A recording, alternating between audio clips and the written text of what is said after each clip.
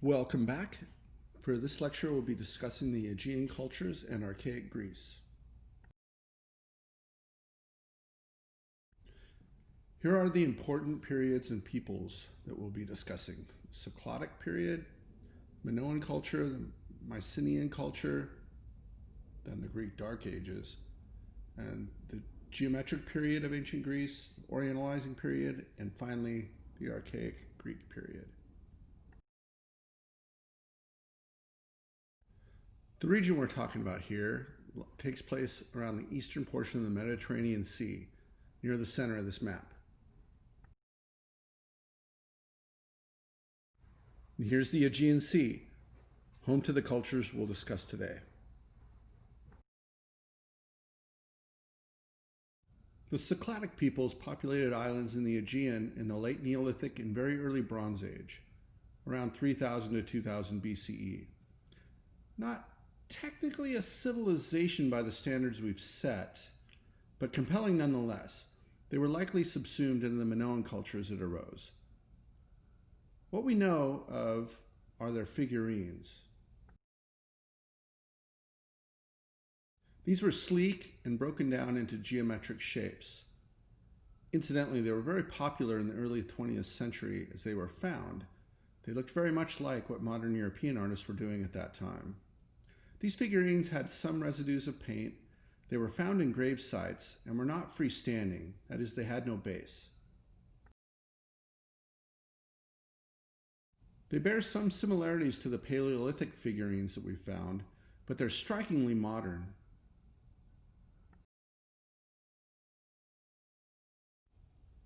But we'll start in earnest with the first Aegean civilization, the Minoans.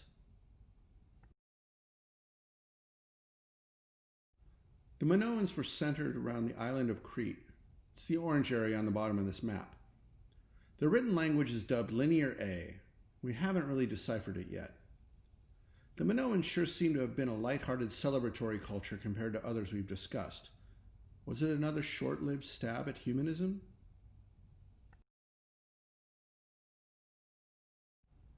Here's an aerial view of the Palace of Knossos. It was finished around 1500 BCE, and this is how it looks today.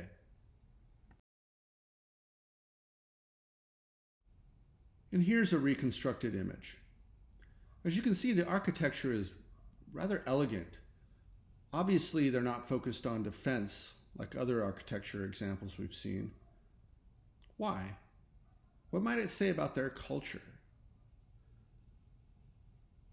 But also, it's the undeniable geographical reality. It's mostly an island which provided a natural protective barrier to invasion. This palace was filled with frescoes. Fresco is a form of painting where you paint into the wall itself. It's a mixture of plaster and pigment. It's difficult to work in because it dries fast and you can't rework areas, but it's extremely durable. In fact, still there. It becomes part of the wall as it dries. This is a Toreador fresco, or so it's named. We see movement and grace. We see the depiction of sport, leisure activities. There's some Egyptian influence, but it's animated and alive. Nothing like the Egyptians, who in comparison seem to be a little bit more tight-lipped and formal. This is the dolphin fresco from the same palace. Sea life is often depicted in Minoan art. The sea was a very influential part of their culture. It's stylistically lyrical and flowing. It just feels celebratory. Some Minoan sculpture has been found, but none are monumental like in ancient Egypt. This is Snake Goddess, about 1 foot tall, and the subject matter is kind of mysterious. It's likely religious in nature, maybe has something to do with fertility, or does it signify humans' power over the animal world?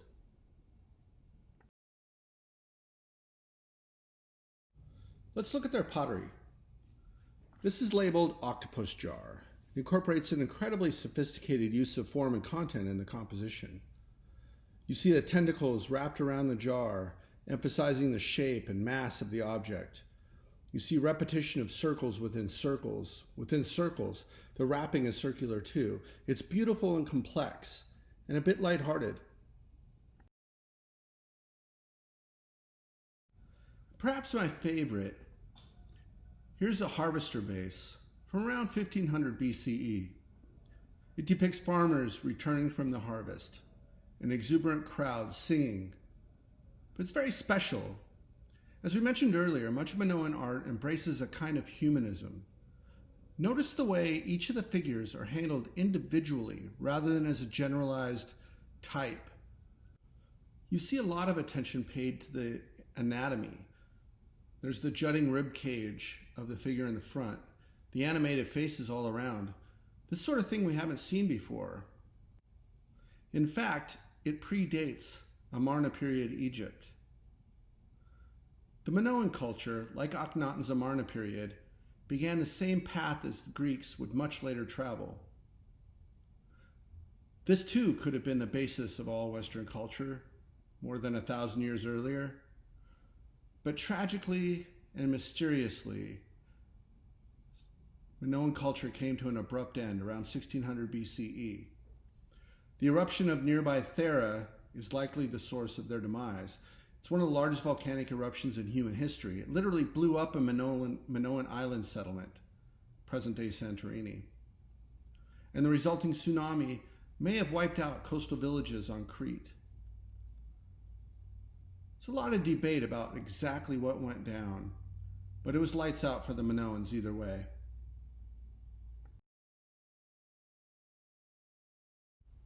Starting a bit later, but overlapping with the Minoans, is the Mycenaean civilization. In many ways, they were the real precursors to the Greeks. Geographically, they were located in mainland Greece, and linguistically, Linear B, their language, has been translated a little, and it's similar to the later Greek language. Somewhat culturally similar too, especially in literature.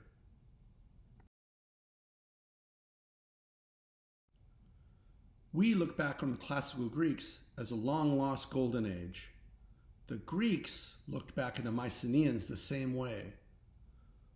Homer wrote about the Mycenaeans, but much later on. Homeric epics were very influential on the later Greeks and us.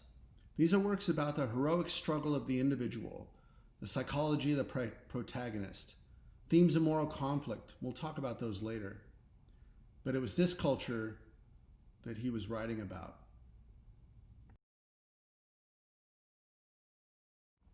Regarding their architecture, this is a citadel at Mycenae. It's bulky, less subtle and graceful than Minoans. Why?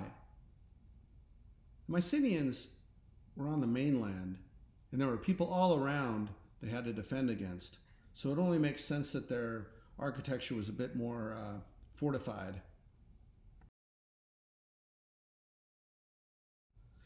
And in this down-to-earth image, you can see what I mean. The brooding storm clouds seem fitting.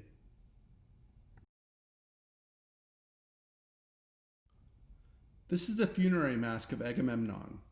Though it's hard to say for sure what this king's name was, and if there even was an Agamemnon. This shows a clear Egyptian influence. There was a lot of trade with Egypt. It's also the beginning of Greek depictions of the face. Important people were also buried with their most prized possessions, as in many other cultures. What happened to the Mycenaeans? They just disappeared, like their Bronze Age neighbors, the Minoans, did 300 years or so before.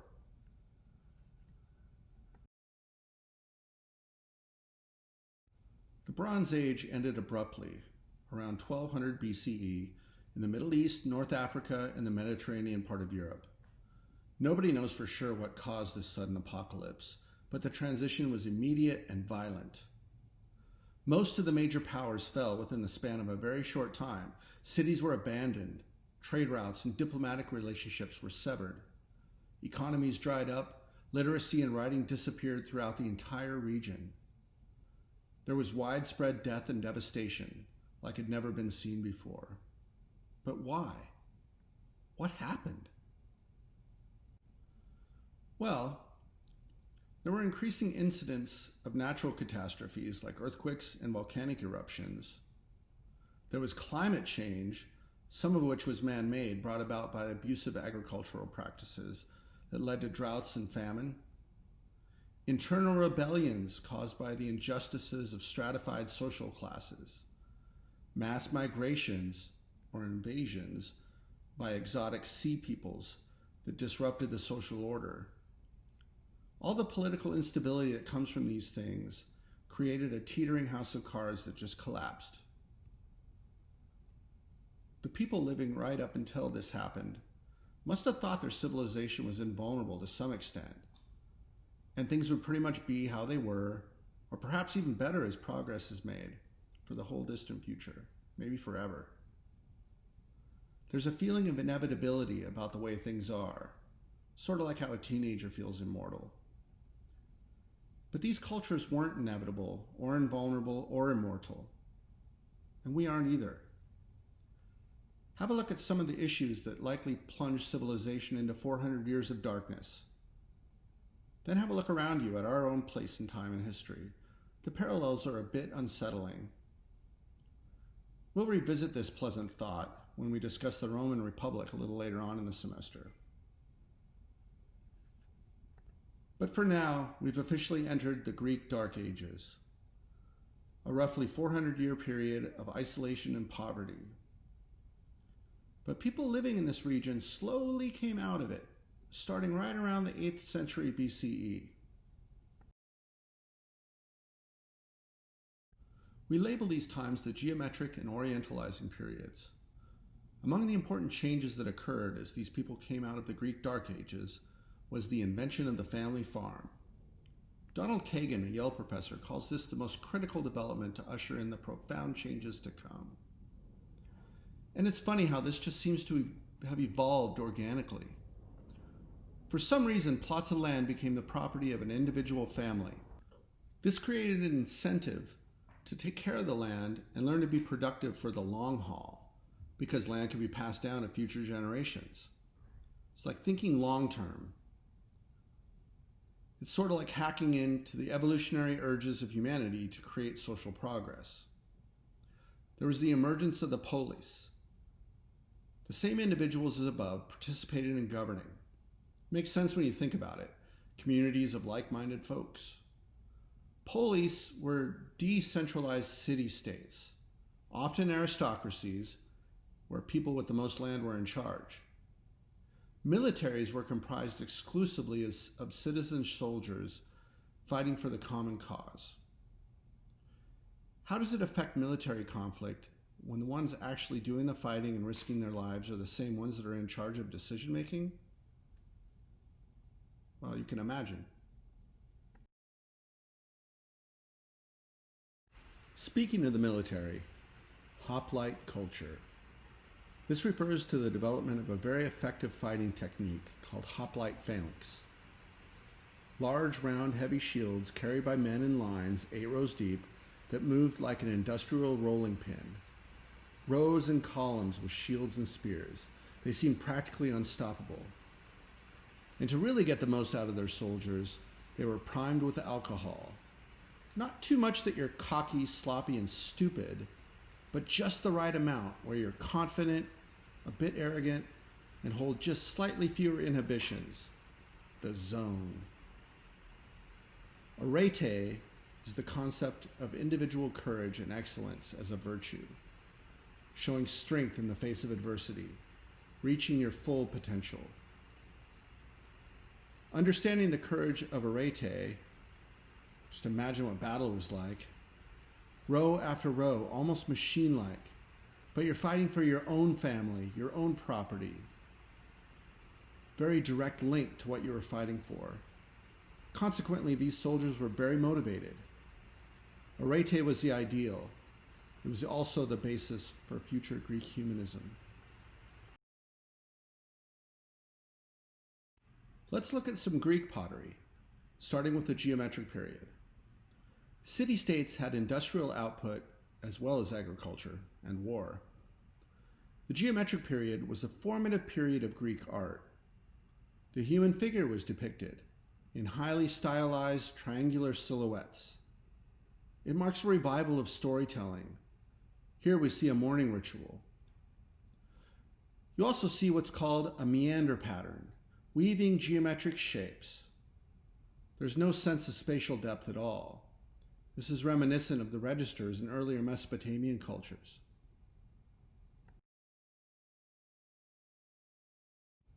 The Orientalizing period saw more exposure to the cultures of the Near East. New ceramic glazing techniques were developed. Artists could lay down silhouette and incised lines. There were curvilinear shapes, animal forms. It was stylistically similar to Mesopotamian cultures of the time. Trade was beginning to really flourish in the region again. But this evolves into what we call Archaic Greek culture. This lasted from the 8th century BCE until around 480 BCE. The textbook makes an odd break here. Archaic Greece could have started with the next chapter, because this is where truly Greek culture begins to emerge.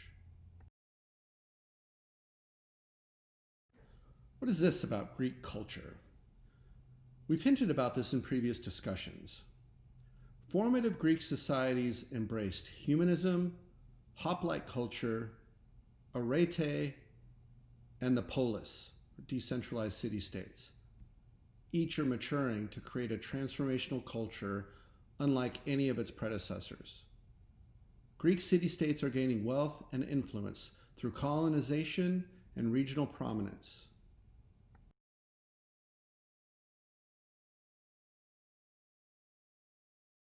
How did their artwork reflect this? In archaic Greek pottery, signatures and labels begin to appear. A name attached to a piece of art means the identity of that artist was significant enough to warrant mentioning. Consideration of the individual is certainly a turn toward humanism. This is Three Revelers by Euthydemus. There's much more attention to anatomy and foreshortening than in geometric period artwork.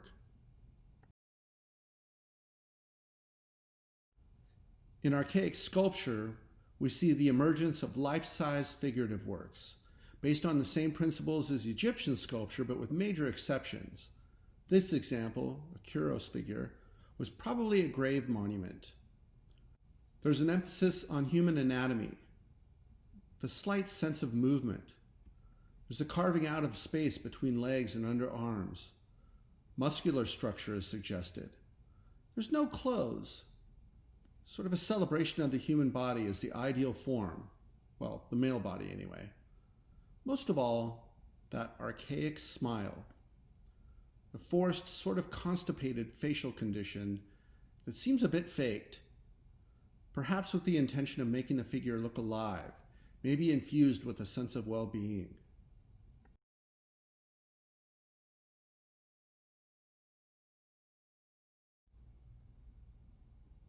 We can compare it with this Egyptian sculpture.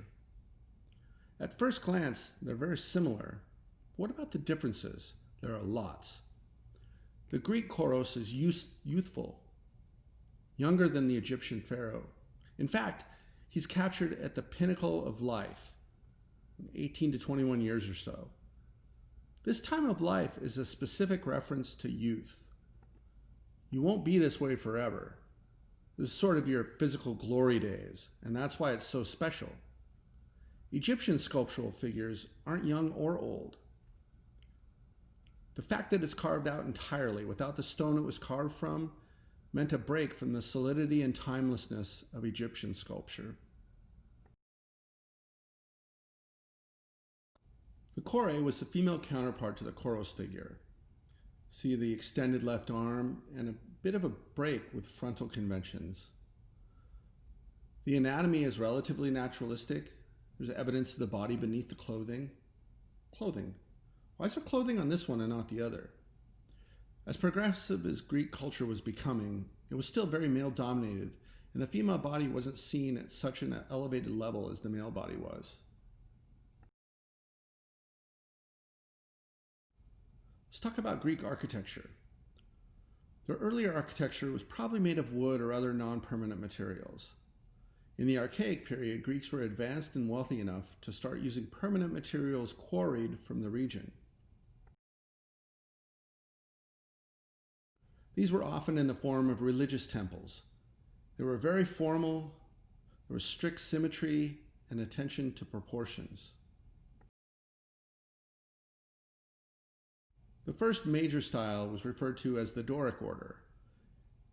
It was a simple, plain style in the column's capital.